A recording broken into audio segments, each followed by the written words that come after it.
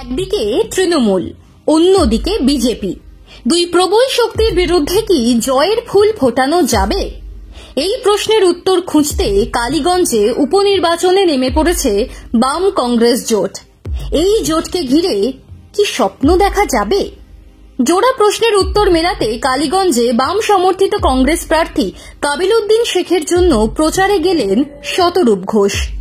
এই মুহূর্তে রাজ্য রাজনীতিতে শতরূপ অত্যন্ত জনপ্রিয় মুখ। তার তুখর ভাষণে 9 থেকে 90 মোটিভেট হন। সেই শতরূপের কালীগঞ্জে প্রচারে যাওয়া নিশ্চিতভাবেই ইঙ্গিতপূর্ণ। বিধানসভা ভোটের আর 1 বছরও বাকি নেই। নদিয়ায় কালীগঞ্জ উপনির্বাচন, তাই সব দলের কাছেই প্র্যাকটিস ম্যাচের মতো।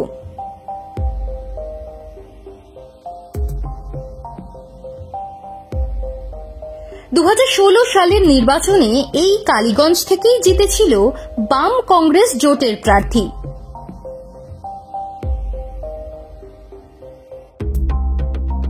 এবারও তেমন অসম্ভব কিছু করে দেখাতে মরিয়া নির্বাচনে ফের হাত মেলানো দুই দল।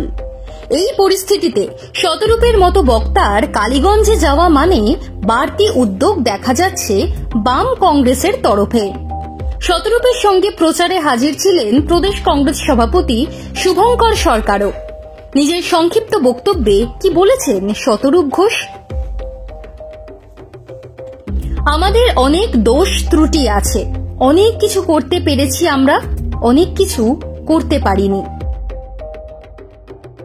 কিন্তু দেশের সংবিধান বাঁচানোর প্রশ্নে দুটো দলের পতাকা কখনো বিক্রি হবে না। একটা বামপন্থীদের লাল পতাকা আর একটা জাতীয় কংগ্রেসের তেরঙ্গা পতাকা। শতরূপের বক্তব্যে বারবার উঠে এসেছে তৃণমূল বিজেপি 100 দিনের কাজের টাকা, ওয়াক অফ বিল, দুর্নীতি। তিনি বলেছেন, কাবিল উদ্দিন শেখের জন্য হাত জোর করে কালীগঞ্জের মানুষের সমর্থন চাইছি।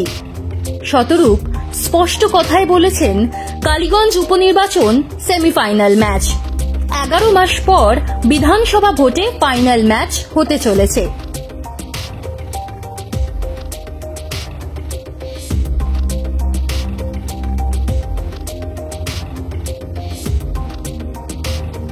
যদি আপনাদের আশীর্বাদ দোয়া পাই আমরা, 100 দিনের কাজ দেবে কেন্দ্রের সরকার, 100 দিনের কাজ দেবে রাজ্যের সরকার। কাজ শেষ করার 45 দিনের মধ্যে আপনার অ্যাকাউন্টে টাকা ঢুকবে। কারো কাছে এর জন্য দরবার করতে হবে না। আমাদের সুযোগ দিলে এই কাজগুলো করব।